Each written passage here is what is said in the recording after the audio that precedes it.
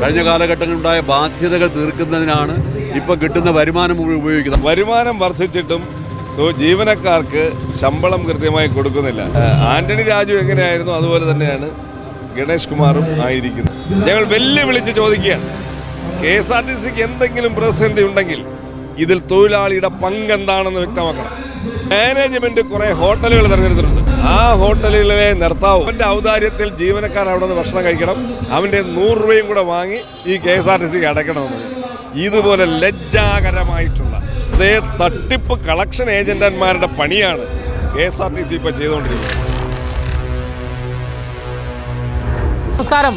KSRTC ജീവനക്കാർക്ക് 1-ാം തീയതി ശമ്പളം നൽകുമെന്ന് മുഖ്യമന്ത്രിയും ഗതാഗത മന്ത്രിയും നിരന്തരം പറഞ്ഞുകൊണ്ടിരിക്കുന്നു. എന്തുകൊണ്ട് KSRTC ജീവനക്കാർക്ക് കൃത്യമായി ശമ്പളം കൊടുക്കുന്നില്ല എന്ന ചോദ്യം ഉന്നയിച്ചുകൊണ്ട് KSRTC ജീവനക്കാരും നിരന്തരം സമരമുഖത്തേക്ക് എത്തിക്കൊണ്ടിരിക്കുകയാണ്. എന്തായാലും ഇപ്പോൾ KSRTC ചീഫ് ഓഫീസിന് മുൻപിൽ ഈ ഓഫീസ് വളഞ്ഞുകൊണ്ട് TDF സംഘടന ഇപ്പോൾ രംഗത്ത് വന്നിരിക്കുകയാണ്. എന്തായാലും ഈ ഒരു വിഷയവുമായി ബന്ധപ്പെട്ട് TDF നേതാവും MLA-യുമായ M. വിൻസെൻറ്റും അതുകൂടാതെ VS ശിവകുമാറും ഇപ്പോൾ മറുനാടനൊപ്പം ചേരുകയാണ്. ഈ ഇടത് സർക്കാരിൻ്റെ ഭരണകാലത്ത് പെൻഷൻ പോലും കൃത്യമായി ലഭിക്കാത്ത സാഹചര്യമാണുള്ളത്. ഈ KSRTC ജീവനക്കാർക്ക് 1-ാം തീയതിയെങ്കിലും ശമ്പളം കിട്ടുമോ? ഇനി പെൻഷൻ പോലുള്ള ജോലി ചെയ്യുന്ന ജീവനക്കാർക്ക് ശമ്പളവും കൊടുക്കുന്നില്ല. പെൻഷൻ പറ്റിയ അത് അവരുടെ അവകാശമാണ്, പെൻഷനും കൊടുക്കുന്നില്ല. ഇതൊക്കെ UDF ഗവൺമെൻറ് കാലഘട്ടത്തിൽ ഞാൻ മന്ത്രിയായിരുന്നപ്പോഴും ഉമ്മൻചാണ്ടി സർക്കാരിൻ്റെ കാലത്ത് കൃത്യമായി 1-ാം തീയതി ശമ്പളവും പെൻഷനും കൊടുക്കുമായിരുന്നു. അന്നും സാമ്പത്തിക പ്രതിസന്ധിയൊക്കെ ഉണ്ടായിരുന്നു. ഇത് ഗവൺമെൻറ് ഇച്ഛാശക്തിയോടുകൂടി തീരുമാനമെടുക്കണം. ഇതൊരു പൊതുമേഖലാ സ്ഥാപനമാണ്. ഈ പൊതുമേഖലാ സ്ഥാപനത്തിൽ ഇപ്പോൾ ബിസിനസ് നടത്തി ലാഭം ഉണ്ടാക്കിയിട്ട് അതിൽ നിന്നെടുത്ത് ശമ്പളം കൊടുക്കാമെന്ന് വിചാരിച്ചാൽ നടക്കില്ല. ഇത് യഥാർത്ഥത്തിൽ ജനങ്ങളെ സേവിക്കുന്ന ഒരു പൊതുമേഖലാ സ്ഥാപനം എന്നുള്ള രീതിയിൽ, പൊതുജനങ്ങൾക്ക് സേവനമനുഷ്ഠിക്കുന്ന ഒരു ഡിപ്പാർട്ട്മെൻ്റ് എന്നുള്ള രീതിയിൽ തീർച്ചയായിട്ടും ആ തരത്തിൽ കണ്ടുകൊണ്ട് ഗവൺമെൻറ് ഫണ്ട് നടത്തണം. ഇപ്പോൾ യഥാർത്ഥത്തിൽ ഇപ്പോൾ ശബരിമല സീസൺ കൂടെയാണ്. ശബരിമല സീസണിൽ വരുമാനം കൂടുതലാണ്. അപ്പോൾ ഈ മാസം പോലും ശമ്പളം കൊടുക്കുന്നില്ല എന്ന് പറഞ്ഞാൽ അത് തികച്ചും ഒരു തൊഴിലാളി വിരുദ്ധ ഒരു നടപടിയാണ്. ഒരു തൊഴിലാളി വർഗ സർക്കാരെന്ന് അഭിമാനിക്കുന്ന ഒരു ഗവൺമെൻറ്റിന് ഭൂഷണമല്ല ഇത്. അതുകൊണ്ടാണ് ഈ ശക്തമായ സമരം സംഘടിപ്പിക്കുന്നത്. എല്ലാ മാസവും 1-ാം തീയതി ശമ്പളം കൊടുക്കണം, അല്ലെങ്കിൽ ലാസ്റ്റ് വർക്കിംഗ് ഡേ ശമ്പളം കൊടുക്കണമെന്ന് ഹൈക്കോടതി തന്നെ പറഞ്ഞതാണ്. എന്നിട്ട് മുഖ്യമന്ത്രിയോ ഗവൺമെൻറ്റോ ഈ കാര്യങ്ങളെക്കുറിച്ച് യാതൊരു നടപടിയും സ്വീകരിക്കാത്തതിൻ്റെ ഭാഗമായിട്ട് വളരെ ശക്തമായ സമരമാണ് ഇന്നിവിടെ സംഘടിപ്പിച്ചിട്ടുള്ളത്. ഒരു ജീവനക്കാർക്ക് പോലും അകത്ത് കയറാൻ കഴിയാത്ത രീതിയിൽ കഴിഞ്ഞ രാത്രി മുതൽ ഈ സമരം സംഘടിപ്പിച്ചത് തൊഴിലാളികൾ മുഴുവൻ ജീവനക്കാർ മുഴുവൻ TDF-ൻ്റെ കീഴിൽ അണിനിരക്കുന്നതാണ് നമുക്ക് കാണാൻ കഴിയും. TDF മറ്റെന്തൊക്കെ ആവശ്യങ്ങളാണ് ഉന്നയിക്കുന്നത്? TDF ഉന്നയിക്കുന്നത് ഇപ്പോൾ തൊഴിലാളികൾക്ക് അമിത ജോലി ഭാരമാണ്. 8 മണിക്കൂർ എന്നുള്ളത് 12 മണിക്കൂറാക്കി. അത് ചെയ്യണം. ഡ്രൈവർമാരുടെ പ്രശ്നം എന്ന് പറഞ്ഞു കഴിഞ്ഞാൽ ഡ്രൈവർമാർക്ക് 1600 രൂപ സ്പെഷ്യൽ അലവൻസ് പറഞ്ഞിരുന്നു, അത് കൊടുക്കുന്നില്ല. അത് ഇതുവരെ കൊടുത്തിട്ടില്ല. അതുപോലെ തന്നെ കഴിഞ്ഞ ശമ്പള പരിഷ്കരണവുമായി ബന്ധപ്പെട്ടിട്ട് ചർച്ച നടത്തി ആന്റണി രാജു മന്ത്രിയായിരുന്ന സമയത്ത് യൂണിയനുകളുമായി വിളിച്ചു. ആ ശമ്പള പരിഷ്കരണ ചർച്ചയിലെടുത്ത തീരുമാനങ്ങൾ അത് കഴിഞ്ഞിട്ട് ഏകദേശം 1 വർഷമായി. ഗവൺമെൻറ് അതിനുവേണ്ടിയുള്ള നടപടിയെടുക്കുന്നില്ല. ഫിനാൻസ് ഡിപ്പാർട്ട്മെൻറ്റ് അംഗീകരിക്കുന്ന തീരുമാനങ്ങളായി ചർച്ചയിൽ ഇന്ന കാര്യങ്ങൾ ചെയ്യാമെന്ന് പറയും. അപ്പോൾ യഥാർത്ഥത്തിൽ ഒരു തൊഴിലാളി വിരുദ്ധ സമീപനം എടുത്തുകൊണ്ടാണ് മുന്നോട്ട് പോകുന്നത്. കൃത്യമായി ശമ്പളം കൊടുക്കണം. ജോലി ചെയ്യുന്ന ജീവനക്കാർക്ക് ശമ്പളം കൊടുക്കുന്നതിലേക്ക് വേണ്ടിയുള്ള നടപടികൾ സ്വീകരിക്കണം. അത് മുഖ്യമന്ത്രി ഈ കാര്യത്തിൽ ഇടപെടണം. ധനകാര്യ വകുപ്പ് ഈ കാര്യങ്ങളിൽ പിടിവാശി ഉപേക്ഷിച്ചുകൊണ്ട് ആവശ്യമായ സാമ്പത്തിക സഹായം ചെയ്യണം. ഞാൻ മന്ത്രിയായിരുന്ന ആളാണ്. 1-ാം തീയതി ശമ്പളം കൊടുക്കുമായിരുന്നു.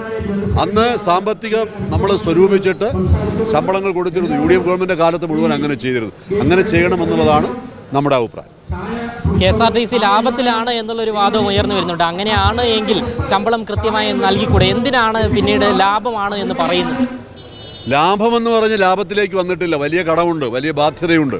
കഴിഞ്ഞ കാലഘട്ടങ്ങളിലുണ്ടായ ബാധ്യതകൾ തീർക്കുന്നതിനാണ് ഇപ്പോൾ കിട്ടുന്ന വരുമാനം ഉപയോഗിക്കുന്നത്. അതുകൊണ്ടാണ് സമയത്ത് ശമ്പളം കൊടുക്കാതിരിക്കുന്നത്. ഇപ്പോൾ ഓരോ മാസത്തെ വരുമാനം അനുസരിച്ച് നോക്കിയാൽ ശമ്പളം കൊടുക്കാൻ കഴിയുന്ന സാഹചര്യമുണ്ട്. പക്ഷെ കഴിഞ്ഞ കടങ്ങൾ തീർക്കാനാണ് ആദ്യം ഈ കാര്യങ്ങൾ ഉപയോഗിക്കുന്നത്. അതുകൊണ്ടാണ് കൃത്യമായി ശമ്പളം കൊടുക്കാൻ കഴിയാറ്. അപ്പോൾ ലാഭത്തിലേക്ക് വരട്ടെ. ഇപ്പോൾ ശബരിമല സീസണാണ്, നല്ല വരുമാനമാണ്. അപ്പോൾ അതുപോലെ തൊഴിലാളികൾ ജോലി ചെയ്യുന്നതിന് സന്നദ്ധമാണ്, ആത്മാർത്ഥമായി പണിയെടുക്കും. അവരുടെ ജോലിയുടെ പരിണിത ഫലമാണ്. ആത്മാർത്ഥമായ ജോലി എടുക്കുന്നത് കൊണ്ടാണ് KSRTC ലാഭത്തിലേക്ക് വരുന്നത്. ലാഭത്തിലേക്ക് വരുന്നില്ല എങ്കിൽ പോലും ശമ്പളം കൊടുക്കാൻ കഴിയുന്ന സാഹചര്യം ഉണ്ടാകണം.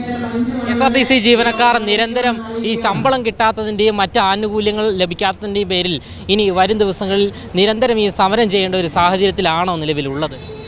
തീർച്ചയായിട്ടും ഞങ്ങൾ കുറേ ദിവസമായി സമരത്തിലാണ് ഈ ആവശ്യം ഉന്നയിച്ചുകൊണ്ട്. അപ്പോൾ 1-ാം തീയതി ശമ്പളം കൊടുക്കും, അല്ലെങ്കിൽ ലാസ്റ്റ് വർക്കിംഗ് ഡേ ശമ്പളം കൊടുക്കുമെന്ന് മുഖ്യമന്ത്രി തന്നെ പറഞ്ഞു. അത് സാധ്യമാകാത്തൊരു സാഹചര്യം വന്നാൽ നിരന്തരമായ സമരത്തിലേക്ക് നമുക്ക് പോകേണ്ടി വരും. അത് TDF ആണ് ആ സമരത്തിന് നേതൃത്വം കൊടുക്കുന്നത്, INTUC ഡ്രൈവേഴ്സ് യൂണിയനും. ആ സമരത്തെ പൊളിക്കാനാണ് CIT പോലെയുള്ള സംഘടനകൾ നിൽക്കുന്നത്. അവർക്ക് അധികാരത്തിൽ വരുമ്പോൾ ഗവൺമെൻറ്റിനെ പ്രൊട്ടക്റ്റ് ചെയ്യുക, തൊഴിലാളികൾക്ക് ശമ്പളം കിട്ടിയില്ലെങ്കിൽ ഒരു കുഴപ്പവുമില്ല. ആ ഒരു സമീപനമെടുക്കുന്ന ഒരു ട്രേഡ് യൂണിയനായി KSRTCയിലെ ജീവനക്കാരെ വെല്ലുവിളിക്കുന്ന ഒരു ട്രേഡ് യൂണിയനായി CIT മാറുന്നത് ഈ കാലഘട്ടത്തിൽ നമ്മൾ കാണുകയാണ്. അതിനെയൊക്കെ അതിജീവിച്ചുകൊണ്ടാണ് ഈ സമരം വലിയ വിജയമായി തീർന്നത് എന്നുള്ളതാണ് എനിക്ക് പറയാം. ഈ KSRTC സ്ഥാപനത്തെ ഈ സ്വിഫ്റ്റിന് തീരെഴുതി കൊടുക്കുന്ന ഈ ഒരു പ്രവണതയെ എങ്ങനെ നോക്കിക്കാണും? തീർച്ചയായിട്ടും നിഷേധാത്മകമായിട്ടുള്ള ഒരു വലിയ പ്രതിഷേധാർഹമായിട്ടുള്ള ഒരു സമീപനമാണ്. കാരണം ഇത് ഈ സുശീൽ ഖന്ന റിപ്പോർട്ടെന്നൊരു റിപ്പോർട്ടുണ്ട്, ഒരു കമ്മിറ്റിയുടെ റിപ്പോർട്ട്, അത് വെച്ചതാണ് ലാഭത്തിലേക്ക് കൊണ്ടുപോയി. ആ റിപ്പോർട്ട് നടപ്പിലാക്കിയതാണ് ഈ KSRTC അധപതനത്തിന് കാരണം. അതിനകത്താണ് സ്വിഫ്റ്റൊക്കെ പറഞ്ഞിരിക്കുന്നത്. അപ്പോൾ അതെല്ലാം ഇപ്പോൾ പരാജയമാണെന്ന് തെളിഞ്ഞുകൊണ്ടിരിക്കുക. അതാണ് ശമ്പളം പോലും കൊടുക്കാൻ കഴിയാത്തത്. സത്യത്തിൽ ഈ വരുമാനം കുറവായത് കൊണ്ടാണോ ശമ്പളം നൽകാത്തത്, അല്ലെങ്കിൽ വരുമാനം കൂടിയത് കൊണ്ടാണോ? വരുമാനം കുറഞ്ഞതാണെന്ന് ഒരിക്കലും മന്ത്രി പോലും പറയില്ല. വരുമാനം കൂടിക്കൊണ്ടിരിക്കുകയാണ്. ഓരോ മാസവും ക്രമാനുഗതമായി വരുമാനം വർദ്ധിക്കുകയാണ് ചെയ്യുന്നത്. പക്ഷേ വരുമാനം വർദ്ധിച്ചിട്ടും ജീവനക്കാർക്ക് ശമ്പളം കൃത്യമായി കൊടുക്കുന്നില്ല. പറഞ്ഞ വാക്ക് മുഖ്യമന്ത്രിയും പാലിച്ചിട്ടില്ല, കഴിഞ്ഞ ട്രാൻസ്പോർട്ട് മന്ത്രിയും പാലിച്ചിട്ടില്ല, ഈ ട്രാൻസ്പോർട്ട് മന്ത്രിയും പാലിച്ചിട്ടില്ല. ജീവനക്കാരെയും തൊഴിലാളികളെയും സംബന്ധിച്ചിടത്തോളം ആന്റണി രാജു എങ്ങനെയായിരുന്നു അതുപോലെ തന്നെയാണ് ഗണേഷ് കുമാറും ആയിരിക്കുന്നത്. ഒരു വ്യത്യാസവുമില്ല.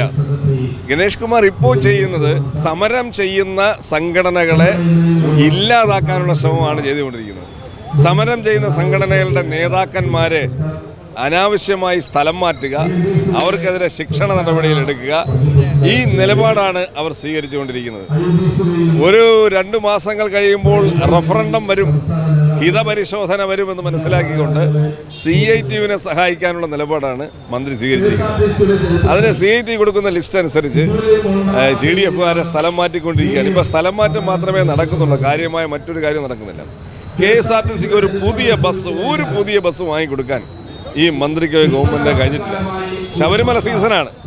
എല്ലാ കാലത്തും UDFൻ്റെ കാലത്തും കഴിഞ്ഞ LDF ഗവൺമെൻറ്റുകളുടെ കാലത്തുമെല്ലാം ശബരിമല സീസണാകുമ്പോൾ പുതിയ ബസ്സുകളുണ്ടാകും. ഇപ്പോൾ പുതിയ ബസ്സില്ല എന്ന് മാത്രമല്ല, KSRTCക്ക് മാത്രം ഓപ്പറേറ്റ് ചെയ്യാൻ കഴിയുമായിരുന്ന 249 റൂട്ടുകൾ സ്വകാര്യ മേഖലയിൽ കിട്ടിയിരിക്കുകയാണ്. കോടതിയിൽ പോയി തോറ്റുകൊടുത്തിരിക്കുകയാണ്.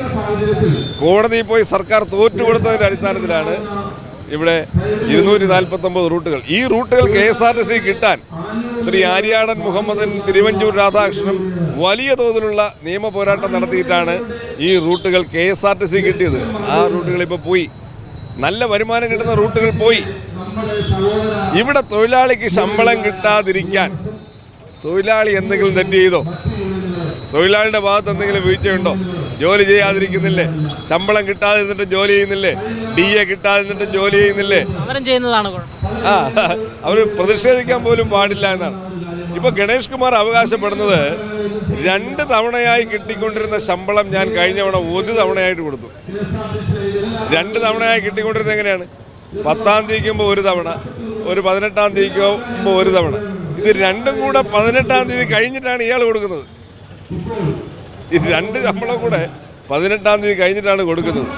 അപ്പോൾ ഈ നിലയിൽ 2 പ്രാവശ്യം കൊടുത്തുകൊണ്ടിരുന്ന ശമ്പളം ആദ്യം ഒറ്റ തവണയായിട്ട് കൊടുത്തുകൊണ്ടിരുന്നു. അത് ആന്റണി രാജു മന്ത്രിയായിരുന്ന കാലത്ത് അത് 2 പ്രാവശ്യമാക്കി.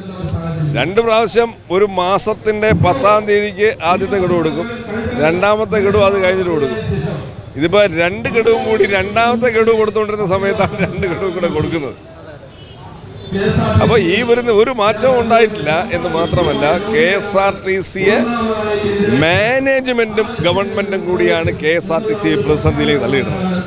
ഞങ്ങൾ വെല്ലുവിളിച്ച് ചോദിക്കുകയാണ്, KSRTCക്ക് എന്തെങ്കിലും പ്രതിസന്ധി ഉണ്ടെങ്കിൽ ഇതിൽ തൊഴിലാളിയുടെ പങ്കെന്താണെന്ന് വ്യക്തമാക്കണം. ഇന്ന് KSRTCക്ക് ഉണ്ട് എന്ന് പറയുന്ന സാമ്പത്തിക പ്രതിസന്ധി ആയിരുന്നാലും ഏത് കാര്യത്തിലായിരുന്നാലും ഇതിൽ തൊഴിലാളിക്ക് എന്തെങ്കിലും പങ്കുണ്ടോ? ഞങ്ങൾ തിരുത്താൻ തയ്യാറാണ്. പറയട്ടെ, മന്ത്രിയുമായി ഒരു സംവാദത്തിന് ഞങ്ങൾ തയ്യാറാണ്. തൊഴിലാളിയുടെ ഭാഗത്തുള്ള വീഴ്ച നിങ്ങൾ പറയണം. ഒരു വീഴ്ചയും ഇല്ലാതിരിക്കുക, തൊഴിലാളിയെ അപഹസിക്കുക. ഇപ്പം എന്താ രീതി എന്നറിയോ? കേട്ടുകേൾവി ഇല്ലാത്ത തരത്തിൽ ഇപ്പം ദീർഘദൂര റൂട്ടുകൾ പോകുമ്പോൾ മാനേജ്മെൻറ്റ് കുറേ ഹോട്ടലുകൾ തിരഞ്ഞെടുത്തിട്ടുണ്ട്. ആ ഹോട്ടലുകളിലെ നിർത്തി അവിടെ നിന്ന് ജീവനക്കാരൻ സൗജന്യമായി അവിടെ നിന്ന് ഭക്ഷണം കഴിക്കണം. ഉത്തരവാണ്.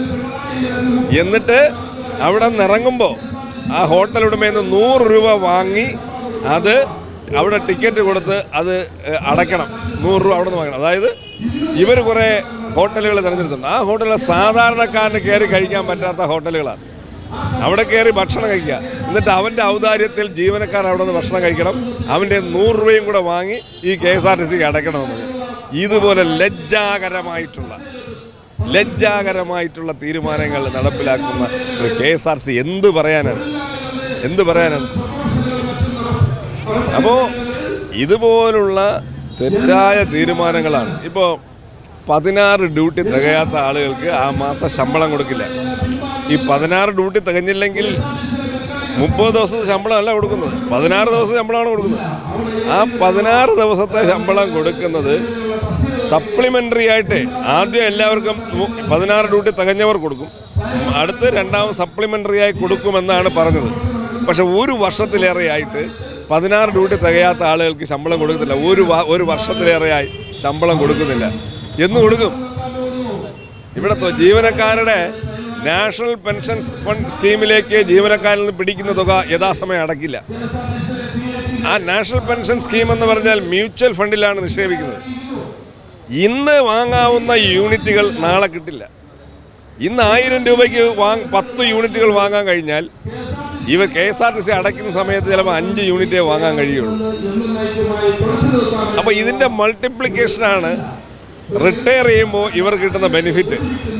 അപ്പോൾ യഥാസമയം NPF അടയ്ക്കാത്തത് കൊണ്ട് ലക്ഷക്കണക്കിന് രൂപയുടെ നഷ്ടമാണ് തൊഴിലാളിക്കുണ്ടാകുന്നത്. ഇപ്പോൾ KSRTCയിലെ സഹകരണ സംഘത്തിൽ നിന്ന് ലോൺ എടുത്തിട്ടുള്ളവരാണ് ബഹുഭൂരിപക്ഷം ജീവനക്കാരും. ലോൺ തുക കൃത്യമായി ഇവിടെ നിന്ന് പിടിക്കും, സാലറിയിൽ നിന്ന് കട്ട് ചെയ്യും, അവിടെ അടക്കില്ല.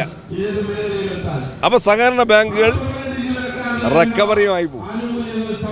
ജീവനക്കാരെ അവൻ്റേതല്ലാത്ത കുറ്റം, അവൻ്റേന്ന് പൈസ പിടിച്ചു, അവൻ്റേന്ന് പണം പിടിച്ചു, പക്ഷേ അത് അവിടെ അടയ്ക്കുന്നില്ല.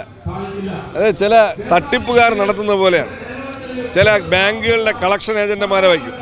ആ ബാങ്കിലെ കളക്ഷൻ ഏജൻറ്റുമാർ പോയി കളക്ട് ചെയ്തിട്ട് ബാങ്കിൽ അടയ്ക്കാതെ കൊണ്ടുപോകുന്നില്ലേ, അതേ തട്ടിപ്പ് കളക്ഷൻ ഏജൻറ്റന്മാരുടെ പണിയാണ് KSRTC ഇപ്പോൾ ചെയ്തുകൊണ്ടിരിക്കുന്നത്. എന്തായാലും 240-ലധികം KSRTCയുടെ റൂട്ടുകൾ ഇപ്പോൾ പ്രൈവറ്റ് ബസ്സുകൾ കൊണ്ടുപോയിരിക്കുന്നു എന്ന ആരോപണവും നമ്മളോട് TDF നേതാക്കൾ ഉന്നയിച്ചിരിക്കുകയാണ്. എന്തായാലും KSRTC ഇപ്പോൾ കൂപ്പുകുത്തുന്ന സാഹചര്യമാണ് ഉള്ളത്. ക്യാമറമാൻ അഖിലിനൊപ്പം അമൽ രുദ്ര, മറുനാടൻ മലയാളി, തിരുവനന്തപുരം.